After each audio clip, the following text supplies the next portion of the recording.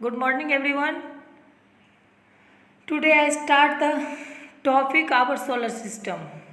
आप पिछले क्लास में भी 5 क्लास में जानते होंगे, सोलर सिस्टम के बारे में पढ़े होंगे और सारे प्लैनेट के बारे में Mercury, Venus, Mars, Jupiter, Saturn, Uranus, Neptune, Pluto सारे के बारे में आप लोग जानते होंगे।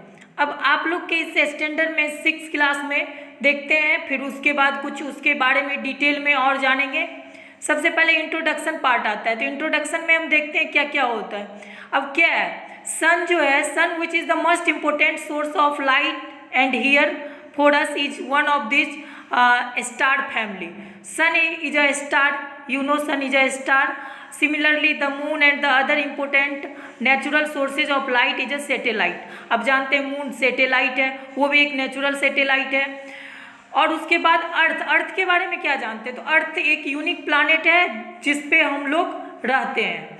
तो अब इसके बाद है क्या जानना, क्या है, the star, the satellite and the planet are among the countless object spread across the sky. ये सारा जो है एक सन मून ही नहीं, बहुत सारा अलग अलग स्टार, ये सैटेलाइट वगैरह सब, ये जो काउंटलेस, बहुत इसको काउंट नहीं कर सकते, इतने सारे हैं। ये जो एक दूसरे का चक्कर लगाते रहते हैं, तो इस सारे जो चक्कर लगाने वाला है अक्रॉस, मतलब आकाश के चारों ओर जो चक्कर लगाते रहते हैं, इसको कैलेस्टियल बॉडीज बोला जाता है। क्या बोला जाता है, तो कैलेस्टियल बॉडीज। तो फिर कैलेस्टियल बॉडीज जान लिए, तो ये these celestial bodies constitute our universe of which earth is also a part। और ये जो कैलेस्टियल बॉडी है, तो इस कैलेस्टियल बॉडी का ही एक पार्ट है हम लोग का अर्थ। ठीक है, अब जब अर्थ प्लैनेट, सन, ये सब कैलेस्टियल बॉडीज का पार्ट है। अब गैलेक्सी के बारे में जानते हैं, तो गैलेक्सी होता क्या है। Galaxy are vast cluster of stars, planets, gas, dust etc which are held together in a space by gravity। Galaxy एक वास्ट क्लस्टर ऑफ स्टार्स का है, तो उसमें क्या प्लैनेट, डस्ट, गैस, वो सब एक साथ ग्रेविटी के कारण कनेक्टेड होता है। ग्रेविटी आप जानते, गुरुत्वाकर्षण क्या होता है, जैसे आप गुरुत्वाकर्षण के बारे में जानते होंगे, न्यूटन जी बताए थे। क्या पृथ्वी में, अर्थ में एक ऐसा अट्रैक्शन पावर होता है जो अपने तरफ वो अट्रैक्ट करता है। जैसे वो एग्जांपल सुने होंगे ना, एप्पल अगर नीचे अर्थ में अगर अट्रैक्शन पावर नहीं होता तो वो ऊपर ही चला जाता। तो इसीलिए वो जो अट्रैक्शन पावर है, तो वही अट्रैक्शन पावर के बदौलत ये गैलेक्सी में जितना सारा प्लैनेट, गैस, डस्ट etc है, वो एक साथ मिलकर ग्रेविटी के कारण ही वो मेंटेन किए रहता है। There are billions of galaxy spread out in the universe. बहुत सारा बिलियन ऑफ गैलेक्सी यूनिवर्स में है। While larger galaxy have trillions of star. और फिर बहुत सारा स्टार्स भी है। The smaller one consist of less than a billion star. और जो लार्जर है उसमें ट्रिलियन, मिलियन, बिलियन, ट्रिलियन, समझ सकते कितना स्टार है। और फिर उसके बाद जो छोटा वाला है, छोटा वाला में क्या है, less than a billion star. उसमें क्या होता है, less than billion means billion से कम स्टार है। तो गैलेक्सी का डिफरेंट साइज होता है, शेप होता है, और उसका ब्राइटनेस भी अलग अलग होता है। ठीक है, और फिर उसके बाद गैलेक्सी का ना मेजर 3 टाइप होता है, 3 टाइप का गैलेक्सी होता है। कौन कौन, तो elliptical, spiral and irregular.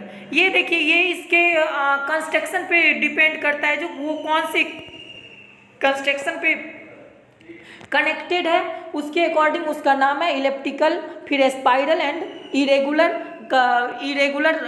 3 type है गैलेक्सी का। ठीक है, फिर उसके बाद अब स्टार के बारे में जानते हैं। स्टार क्या है, स्टार पर प्रीवियस क्लास में आप लोग जानते होंगे, स्टार जिसका अपना लाइट होता है, तो जिसके कारण वो ट्विंकलिंग करता है। Sun is also a star, you no.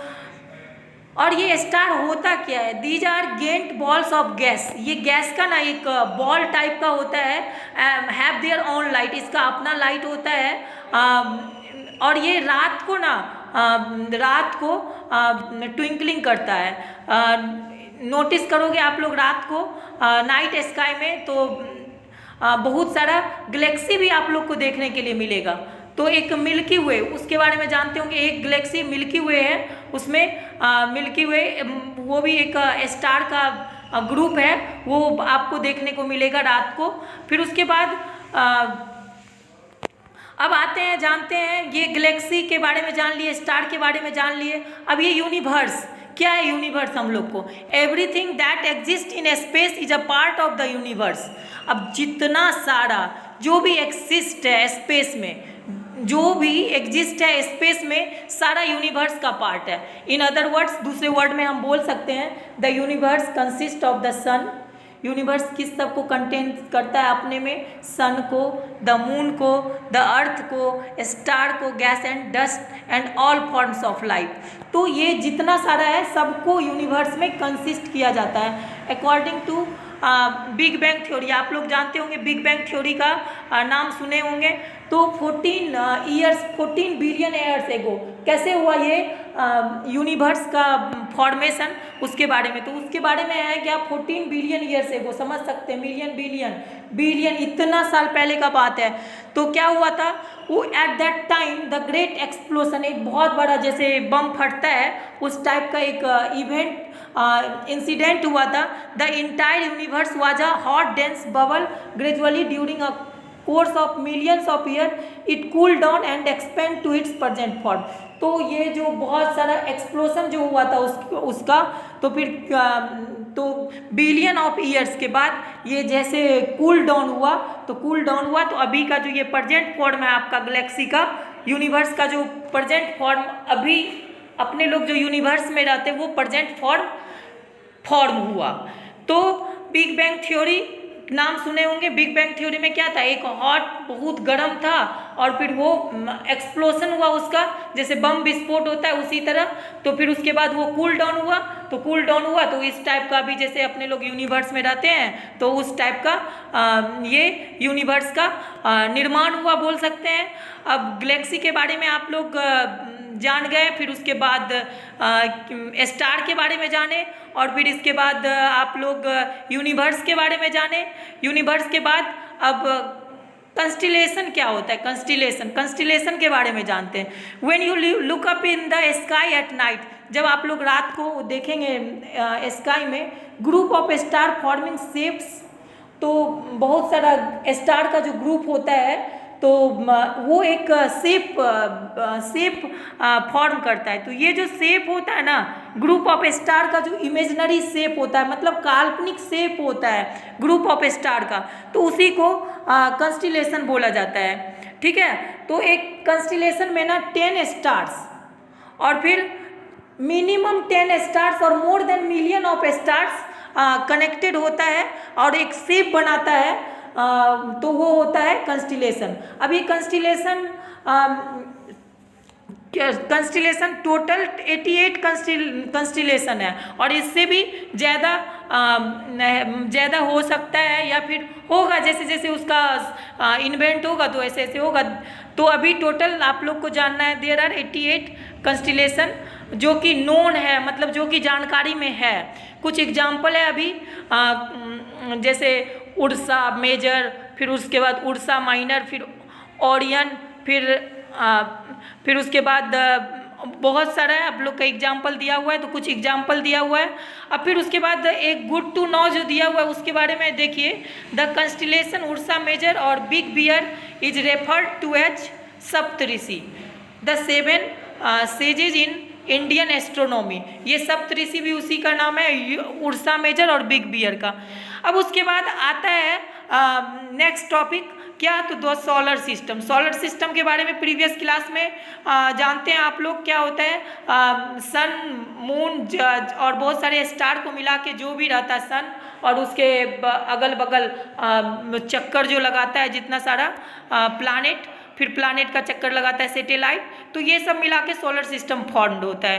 तो द सोलर सिस्टम को क्या बोल सकते हैं? The solar system consist of the sun, planets including our earth which revolve around the sun in fixed path called orbit. अब देखिए ये सन का जो चारों बगल चक्कर लगाता है एक फिक्स पाथ पे, तो ये फिक्स पाथ पे नहीं तो आप लोग समझ सकते हैं ना, जैसे कोई चक्कर लगाना स्टार्ट किया, उसका अपना पाथ अगर बना नहीं रहेगा तो एक दूसरे से टकरा सकता है ना, तो ऐसा तो नहीं होता है। सन का सारा चक्कर लगाता है, सारा प्लानेट चक्कर लगाता है, तो कभी सुने ये प्लानेट उससे टकरा गया, ऐसा नहीं होता है। सबका एक फिक्स पाथ होता है, और वो जो फिक्स पाथ होता है उसको ऑर्बिट बोला जाता है, ठीक है।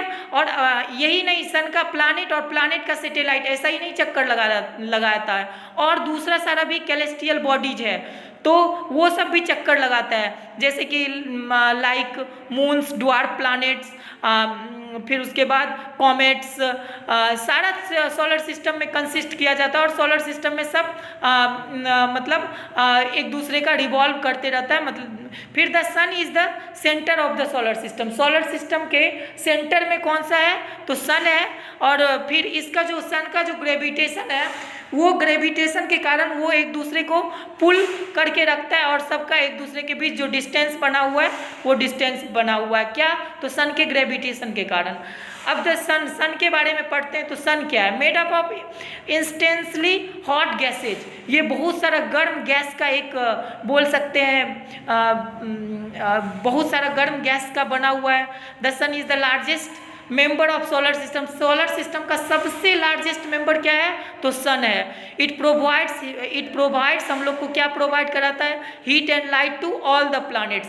हम ही लोग को सारे प्लैनेट, हम लोग तो अर्थ पे रहते हैं ना, तो हम लोग को भी प्रोवाइड कराता है, ये सारे प्लैनेट को क्या सब प्रोवाइड कराता है, तो heat and light to the all planets. Without the sun life on earth would not exist and our planet would be completely barren and frozen. अब देखिए बिना सन का हम लोग अर्थ पे रहना पॉसिबल नहीं है, तो विदाउट सन का क्या होगा, तो planet would be completely barren and frozen, वो पूरा जम जाएगा। फिर उसके बाद the gravitational field of the sun holds the entire solar system together. तो ये जो ग्रेविटेशन के कारण सब सोलर सिस्टम एक दूसरे के पाथ पर से दूसरे पाथ पे नहीं जाता। ये सोलर सिस्टम क्या होता है, तो solar system consistency solar system का बना हुआ रहता है। फिर द प्लानेट क्या है, तो प्लानेट के बारे में भी जानते होंगे आप लोग प्रीवियस क्लास में। तो क्या होता है वो, तो Greek language, in the Greek language the term planet means wanderer। अब देखिए wanderer, the celestial bodies called planets have been named so because they are in constant motion around their parent star। अब जो भी star का एक fixed orbit पे, मतलब fixed path पे जो वो चक्कर लगाते रहता है, तो उसका वो कंस्टेंट मोशन जो होता है, वो कंस्टेंट पेरेंट स्टार, मतलब उस जो भी स्टार्स का वो चक्कर लगाता है उससे रिलेटेड होता है, वो उसका पाथ जो है वो पाथ कभी भी चेंज नहीं होता है, ठीक है। और फिर उसके बाद Mercury, Venus, Earth and Mars are called inner planet. अब देखो प्लानेट को इनर प्लानेट और आउटर प्लानेट के बारे में जानते हैं। इनर प्लानेट कौन कौन सा है, Mercury, Venus, Earth and Mars को इनर प्लानेट बोला जाता है। और फिर उसके बाद Jupiter, Saturn, Uranus and Neptune which lie farther from the sun, ये सब सन से ज़्यादा डिस्टेंस में, इसीलिए इस लोग को आउटर प्लैनेट्स बोला जाता है। तो inner planets and outer planets के बारे में आप लोग का क्लियर हुआ। और फिर जो भी पाथ होता है, ठीक है, the path they move are in are elliptical, so they also called ellipses. अब इलिप्सेज के बारे में आप जाने। अब फिर मरकरी क्या हो, अभी जितना सारा प्लानेट के बारे में जाने, तो प्लानेट में मरकरी के बारे में जानते हैं। अब हर एक प्लानेट के बारे में धीरे धीरे करके बता रहे हैं आप लोग को। मरकरी ना सबसे स्मॉलेस्ट प्लानेट है सोलर सिस्टम का, ठीक है, और ये सन के क्लोजेस्ट भी है। Mercury is the smallest planet in the solar system, it is the closest planet to the sun, it is also the fastest moving planet at it revolves around the sun once in every 88 days. तो ये सबसे नज़दीक होता है। अब अगर सन के नज़दीक कोई है तो समझ सकते हैं ना, वो जल्दी जल्दी चक्कर काट लेगा। तो ये 88 डेज में ही सन का चक्कर पूरा कर लेता है, और ये सबसे स्मॉलेस्ट प्लानेट है। इससे आपको ऑब्जेक्टिव क्वेश्चन भी आएगा, who is the smallest planet in small solar system, mercury is the smallest planet of solar system. कितने दिन में ये चक्कर पूरा कर लेता है, तो ओनली 88 डेज में। सबसे क्लोजेस्ट प्लानेट कौन सा है? तो सबसे क्लोजेस्ट प्लानेट भी मरकरी है। मरकरी के बारे में इतना जाने आप, और ज़्यादा डिटेल में आप लोग बुक में पढ़ लीजिएगा। अब उसके बाद वेनस के बारे में जानते हैं। Venus is the hottest planet, ये सबसे गर्म प्लानेट है with a temperature of 475 degree Celsius even during the night. अब नाइट में भी इसका टेम्परेचर कितना होता है? 475 डिग्री सेल्सियस। आप लोग समझ सकते हैं कितना हॉटेस्ट प्लानेट है।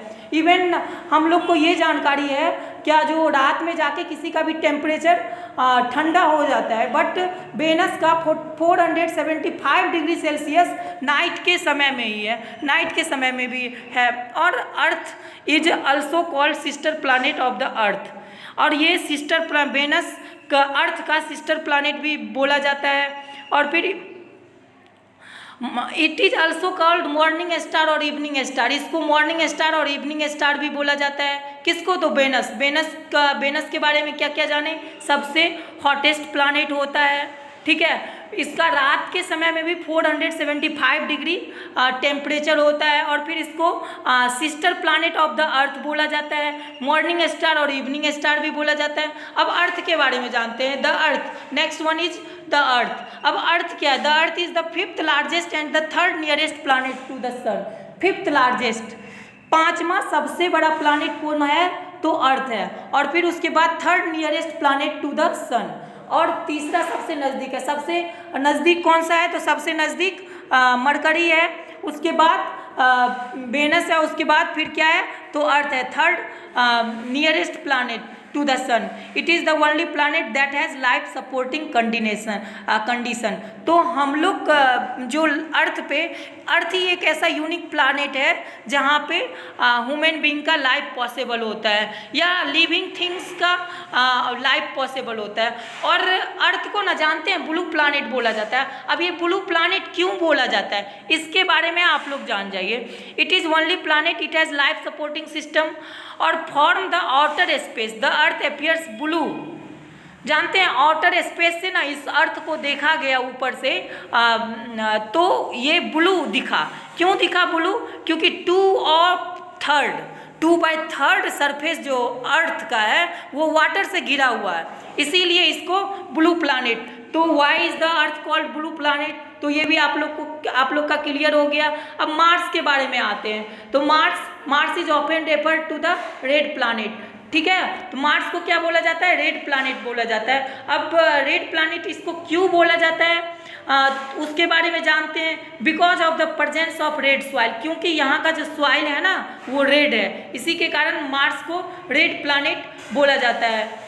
फिर उसके बाद it has 2 small satellite, Mars को ना 2 स्मॉल सैटेलाइट भी है, ठीक है। अब उसके बाद मार्स के बाद आते हैं जुपिटर के बारे में जानते हैं। Jupiter is the largest planet of solar system. Solar system का सबसे लार्जेस्ट प्लानेट अगर कोई है तो वो कौन सा है? जुपिटर है। It is about 318 times heavier than the अर्थ। अब अर्थ का 318 गुना, 1 गुना 2 गुना नहीं, 318 गुना ज़्यादा बड़ा है जुपिटर अर्थ से, समझ सकते हैं। Its diameter is about 100 times more than the earth, that of the earth. Diameter 2 into radius बराबर डायमीटर, आप लोग मैथ में पढ़े हुए होंगे, तो मतलब तो समझ सकते 11 टाइम्स ज़्यादा डायमीटर है।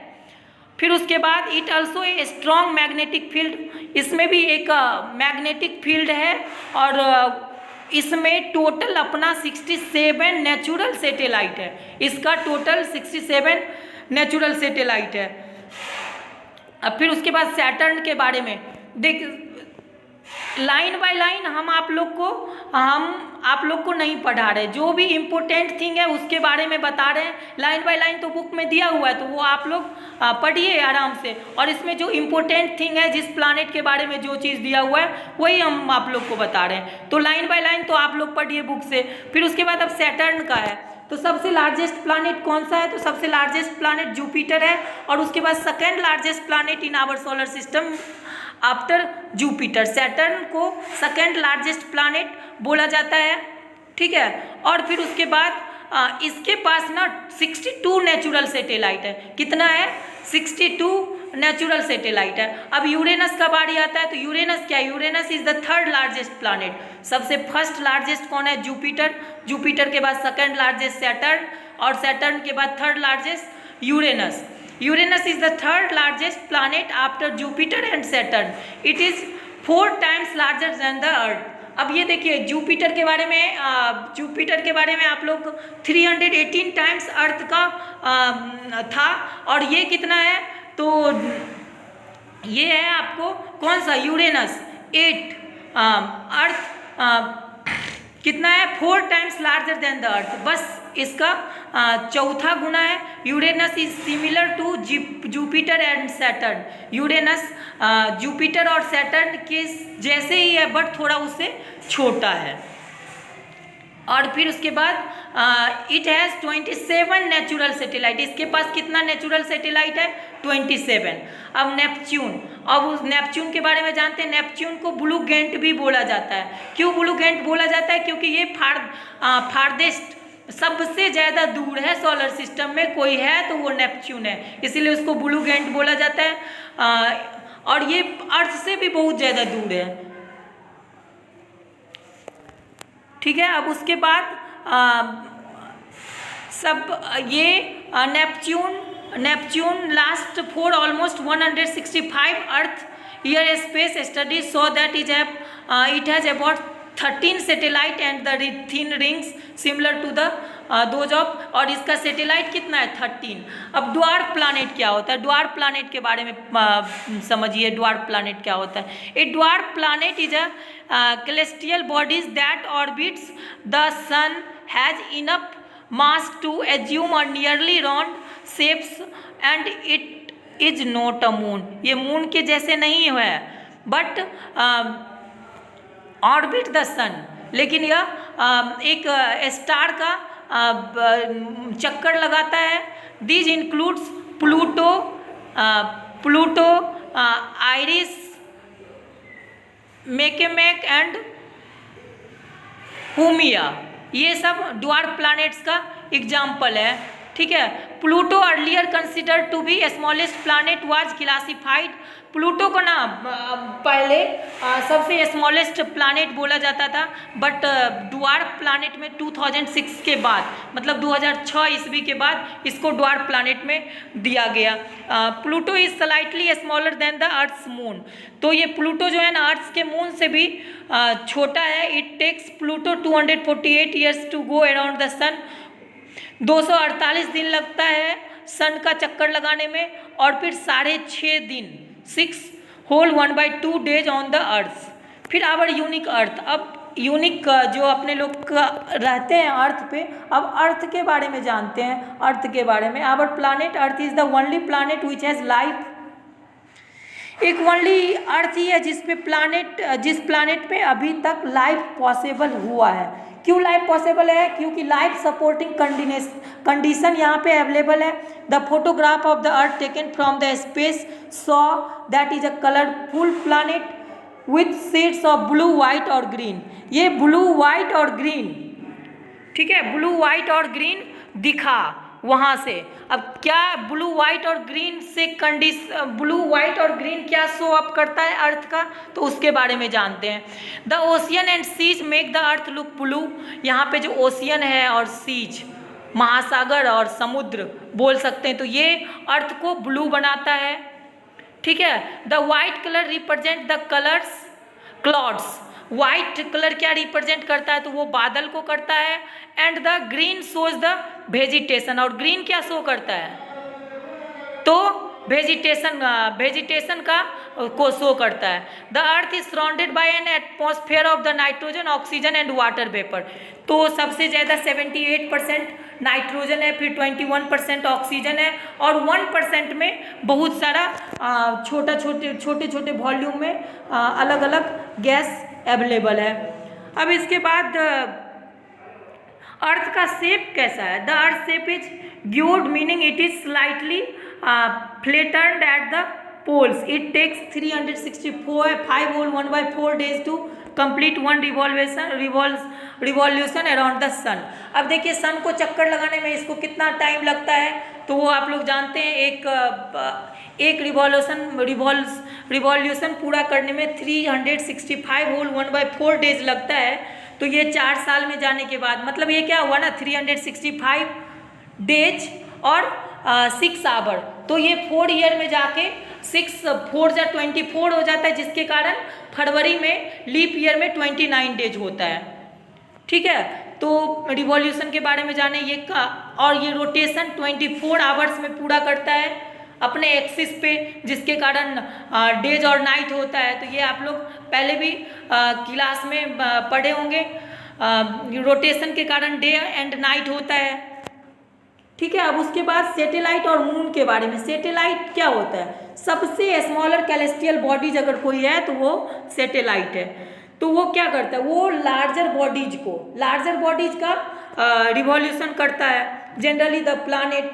तो प्लानेट का रिवॉल्व, जो प्लानेट का जो चक्कर लगाता है उसको सैटेलाइट बोला जाता है। और एक नेचुरल सैटेलाइट मून है, और ह्यूमन के द्वारा बहुत सारा सैटेलाइट बना के स्पेस में भेजा गया है। तो फिर जनरली द प्लानेट मून को बोला जाता है as planets move around the sun their satellite accompany them in their revolution.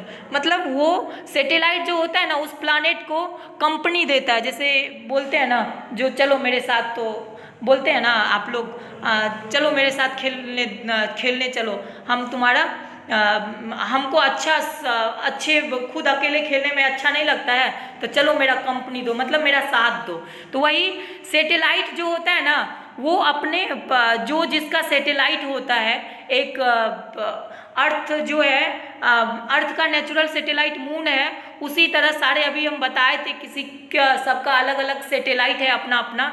तो वो सैटेलाइट उस प्लैनेट को कंपनी देता है। ठीक है, the moon is a natural satellite of A planet. तो मून जो है नेचुरल सैटेलाइट है, मतलब भगवान के द्वारा बनाया गया।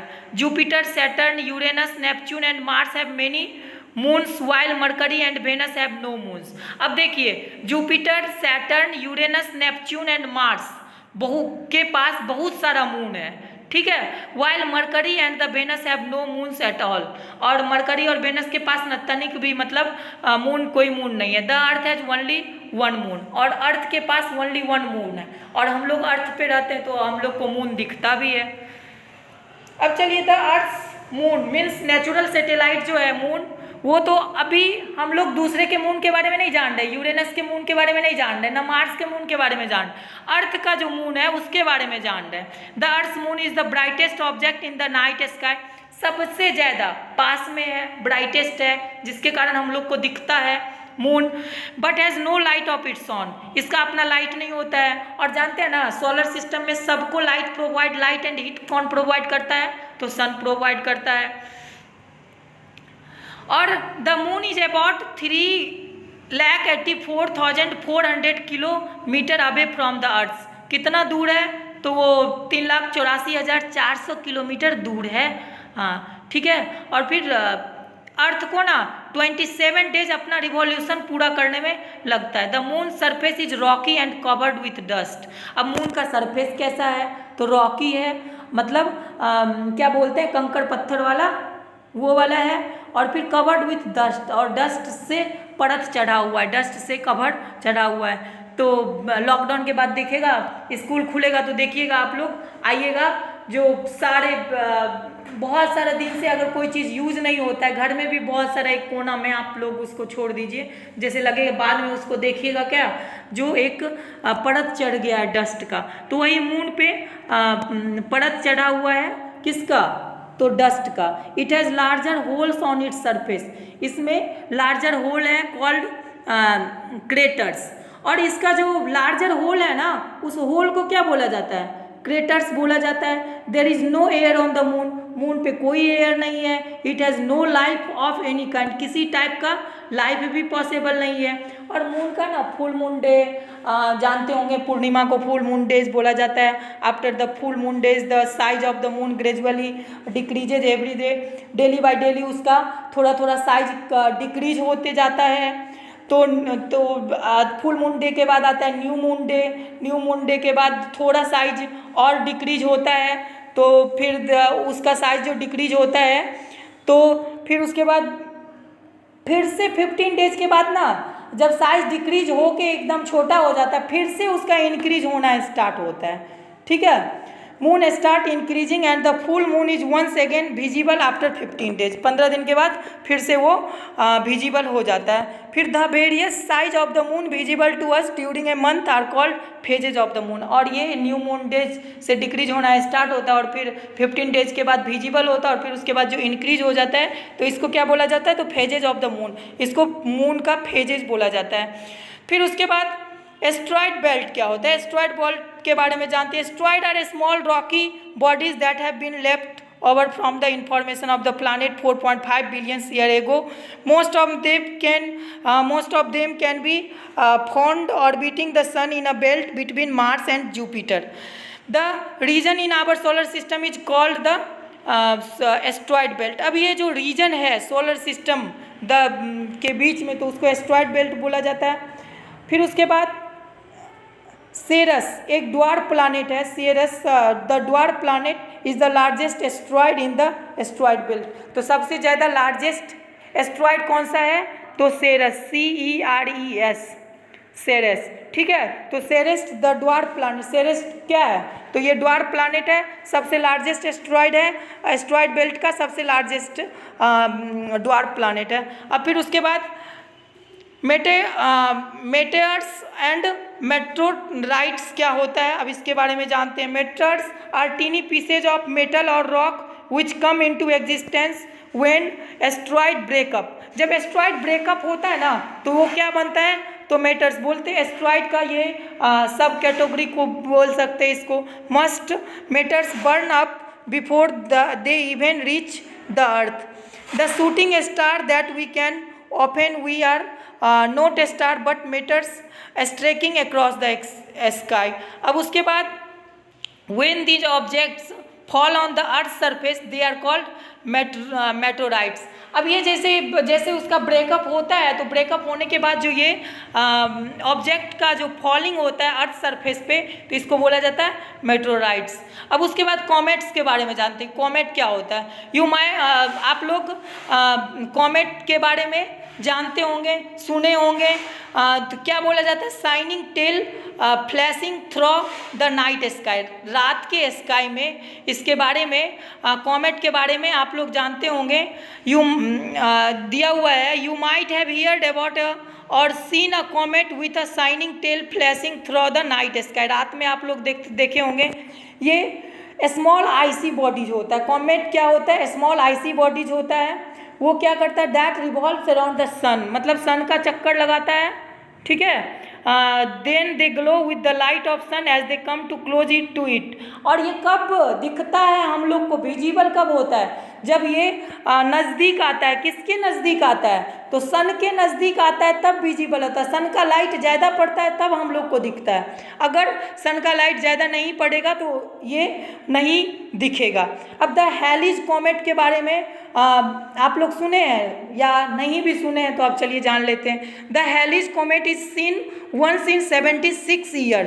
हैलीज कॉमेट जो है 76 ईयर में एक बार दिखा था। It was last seen in 1986, 1986 ईस्वी में लास्ट टाइम ये सीन हुआ था। रिसेंटली इन 1996, उसके बाद फिर से दिखा कब, 1996 में। 1996 में फिर से एक दूसरा जापानीज एस्ट्रोनॉमर डिस्कवर्ड द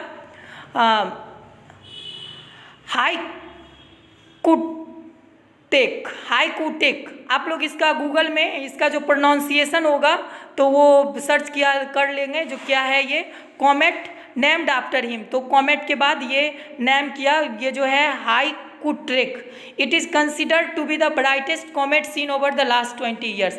ये लास्ट 20 ईयर में सबसे ब्राइटेस्ट कॉमेट इसको कंसिडर किया गया है, नेम दिया गया इसको। तो सबके बारे में ये द यूनिवर्स में आप लोग प्लानेट, कैलेस्टियल बॉडी जाने, प्लानेट के बारे में जाने, ड्वार्फ प्लानेट्स के बारे में जाने, कॉमेट्स के बारे में जाने, एस्ट्रॉइड्स के बारे में जाने। तब ये उस सब के बाद जब ये चैप्टर खत्म होता है तो लास्ट में कुछ पॉइंट दिया गया है ना, तो इस पॉइंट को देखिए क्या सब दिया। The universe consist of billion of galaxies. तो ये जानते हैं यूनिवर्स में बिलियन ऑफ गैलेक्सीज आता है। तो our solar system is just one of the system within the galaxy the Milky Way. हमारा जो सोलर सिस्टम है उसमें एक गैलेक्सी भी है और फिर उसके बाद मिल्की वे भी है। फिर stars originate from new ballet and can be on different size and brightness. सबका अलग अलग साइज है, सबका अलग अलग ब्राइटिंग पावर है, कौन कितना चमकता है। The sun is a star and the centre of the solar system. Sun भी एक स्टार है, सबको हीट एंड लाइट प्रोवाइड करता है, जितना सारा यूनिवर्स में और अलग अलग मेंबर है सबको। और ये centre of the solar system, solar system के सेंटर में ये है, सेंटर में विद्यमान है बोल सकते हैं। देयर आर 8 प्लैनेट्स, अभी 8 प्लैनेट्स है, पहले कुछ और था। तो फिर 2006 में जब वो ड्वार्फ प्लैनेट घोषित हो गया तो उसके बाद ये 9 से 8 हो गया। There are 8 planets, Mercury, Venus, Earth, Mars, Jupiter, Saturn, Uranus and Neptune. सबके बारे में, मरकरी के बारे में जाने, वेनस के बारे में जाने, अर्थ के बारे में हम लोग अर्थ पे रहते हैं। अर्थ ही एक ऐसा प्लैनेट है जिस पे लाइफ पॉसिबल है। अर्थ को क्या बोला जाता है? The earth is a unique planet as it can support life. क्यों इसको यूनिक प्लैनेट बोला जाता है? क्योंकि ये लाइफ को सपोर्ट करता है। Asteroids, meteors, comets and satellites are other celestial bodies in the solar system. Solar system में अलग अलग जो भी कैलेस्टियल बॉडीज था उसके बारे में जाने। अब ये दिया हुआ है, हर एक के बारे में शॉर्ट में दिया हुआ है। एस्ट्रॉइड्स क्या होता है, गैलेक्सी क्या है, कॉमेट क्या है, मेटोराइट्स क्या है, प्लैनेट क्या है, मेटर क्या, ऑर्बिट क्या है, सैटेलाइट क्या है, इसके बारे में आप लोग अच्छे से रिमेंबर कर लेंगे। और इसके बाद इसका जो क्वेश्चन आंसर है वो आपको PDF के थ्रू सेंड किया जाएगा व्हाट्सएप ग्रुप में। तो आप लोग ये चैप्टर कंप्लीट कर लेंगे।